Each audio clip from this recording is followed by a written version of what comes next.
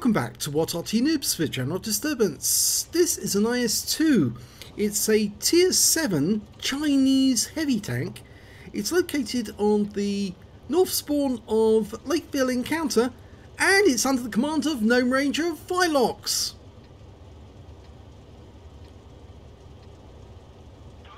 Okay, game's underway.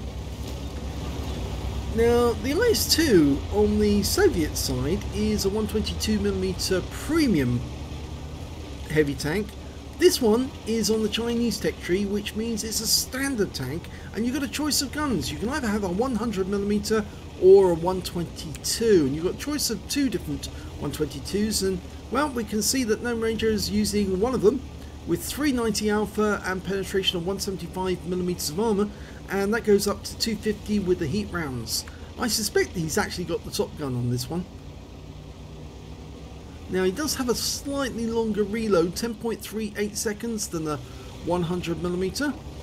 Obviously it does a lot more damage, but it's still an IS-2, which means it's basically an IS series of tanks that were designed from the KV-2 originally, but then they developed over time using the IS, and then came the IS-2. So different turret, different body, so to speak, but from the same source. Well, he puts a nice little round into the Cromwell, but he has to pull back because there's a KV-1S to his left. He did take a round, but it was actually from a T-34-85, and it was 168, so it's a low roll for that T-34-85 because he does 180 with his 85mm gun. Okay, there's a Su-100M1 just around the corner, and I think GnomeRanger's now protecting this corner. Yeah, bad mistake by the KV-1S. He hasn't got the armour, but he's still managed to snap around for 162 in, which kind of tells me that he's probably got the 85mm gun as well. Of course, he hit him with an HE round, then we'd know it was the derp gun he's got. But it does definitely look like the 85mm. So he's definitely going to lose out on the trades if they fire at each other, because of course GnomeRanger is going to be firing 390 hit point shells at the enemy, and he's going to be lobbing back something that can only do 180. Okay, I think he wants to get a go at that T-34-85. Pops around the corner, can't get a shot on him, but he can hit the Jackson, and puts a round into him for 392, which is a high roll, and he backs into this corner again. He goes up against the supporting structure. I think they call that a flying buttress, actually. Well, it's a little house that's based on the buttresses. It's not a flying buttress, actually. A flying buttress is detached from the building, whereas these are attached. So they're just a buttress, that's all. Know my architecture. Okay, well, there's the KV-1S's game over. Yeah, you were totally outmatched. IS-2 is a far superior tank. And that Cavalier has outstayed his welcome, and so's the Cromwell. And the Cavalier goes down with one round. And the Cromwell's about to go down. Of course, he's checking this corner first. Oh, T-34-85, yes. About time he got some retribution. 347, but he did fire a round in for 197, so he got a high roll, and he's trying to get another round in, but he bounces it. Didn't get it in. You can see the front plate of this vehicle. I think that was the initial shot he got in through the driver's port, but of course the armour is so well angled, it's very easy to bounce rounds. Now there's proximity detect there from somebody, and I think it's the T-34-85M to his right. There's the Cromwell. Say goodnight, Gracie, and he's gone. Su-100M1's coming down because he knows there's a long reload, but he's made a bit of a boo-boo here because he's gone in too deep, and oh, we got away with it. Only just, though. Trying to get a solution. Well, that one didn't go through the plate because of the angle. And of course he pulls back to let the reload go in. He doesn't want the Su-100 trying again. Some of these drivers, they know the reload times, but they keep waiting. And yeah, you can see the Su-100 was waiting for the chance, and now he's going to lose out because that's going to go through and that's going to hurt. So, he's now got 4 kills. They've cleared all the enemy away from the town. They can start capping to force the enemy to come The rest of the enemy have actually gone the long route around the valley and are now headed towards the town from the other side. But the problem they've got is that we've got some defenders, and they're going to try and stop the enemy from getting in.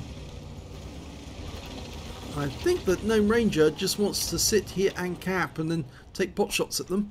Of course, if they're smart, they will actually try to fire in this direction. They have got two Artys, that's the problem. It depends on where their Artys are located, but yes, Artys could get resets with Splash.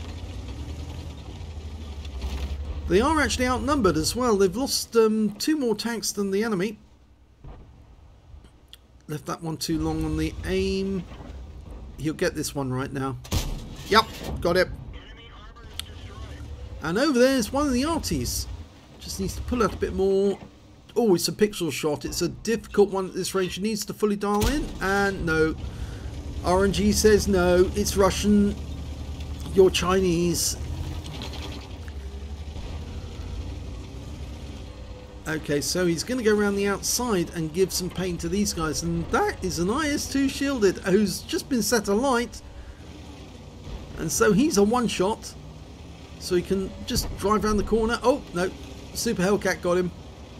And now just drive around the corner and take out the Panzer IV. Yes, thank you very much. There's only 2 enemies remaining, and one of them is near the town. That's the Chinukai. And then, of course, that Su-122A. And it's all going to be over very, very shortly. Unless the Chinukai runs like the wind. At this point, I'd be saying, run away! Run away!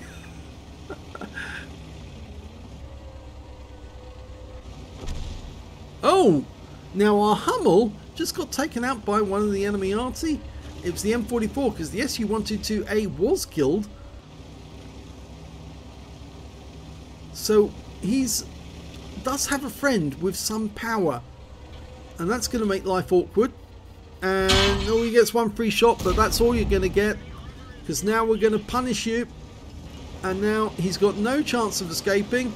It's 2 against 1 on this moment. Yep, and there goes the kill shot from the Panzer IV-H. And I rather think that GnomeRanger wanted that one, because when he took out the Panzer IV-H around the other side, he actually ended up with 6 kills. And I forgot to mention that. So he's got his top gun, but he could have had a Radley's if he'd managed to kill the Chinukai before the Panzer IV-H. So I think that's why GnomeRanger was a little disappointed that it ended up the way it did. But I rather think that the M44 is actually going to be back at the enemy cap, or enemy spawn point I should say, not cap, because he did rather easily take out that Hummel.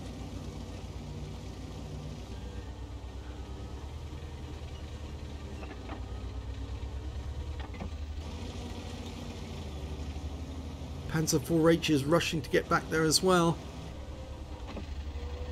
He's only got the 1 kill.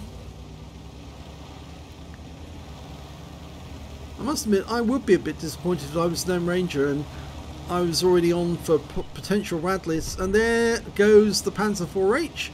The M44 gets his final kill, because I don't think he's going to get any more this game.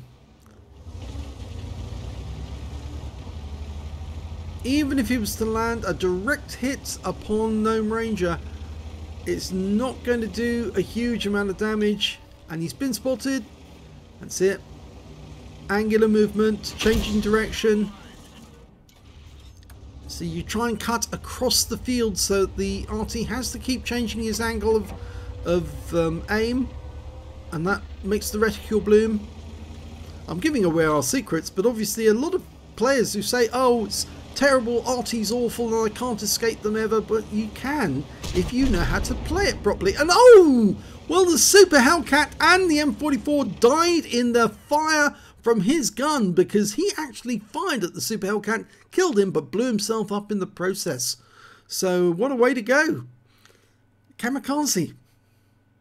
Let's have a look at the end of battle stats and we'll see how this went. Well, it was an ace tanker for GnomeRanger in the IS-2. He managed to get a Hand of God, a Bruiser, a Demolition Expert, a Duelist, and a Fire for Effect out of the minor medals. He picked up a Battle Hero medals, or 2 of them, A high caliber for dealing the most damage in the game and Top Gun for getting at least 6 kills. It could so easily have been a Radley's if that Panzer IV-H had actually realised what was actually going on. And I would say to a lot of players, I'd say, do watch what the kill count is, because if you've got a really good player on your team and it looks like they are going to get a Radley's, let them get it. Don't hold back. Don't try and kill steal. Let them get it. And yes, we can see that. Let's have a look. He did get 6 kills there.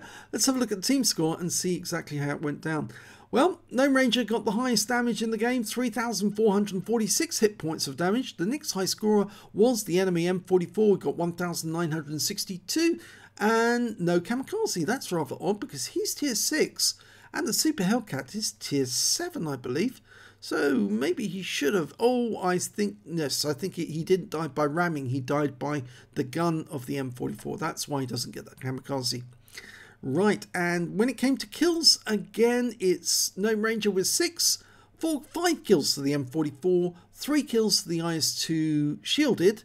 And when it came to base XP, it's GnomeRanger again. He's got top in all 3 columns.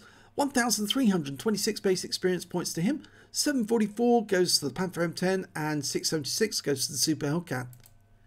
He fired 14 rounds, got 13 direct hits and 11 penetrations, so only 1 round actually missed the target, and that was the one he fired at the Su-100 who came around the corner, and he tried firing back and just missed him. 3,446 hit points of damage, of which 361 were at more than 300 meters. And 10 hits received from the enemy, so just 1 short of getting a steel wall. 5 penetrations, 4 non-penetrations, and 2 hits by way of splash damage. 465 hit points of armor damage blocked by armor.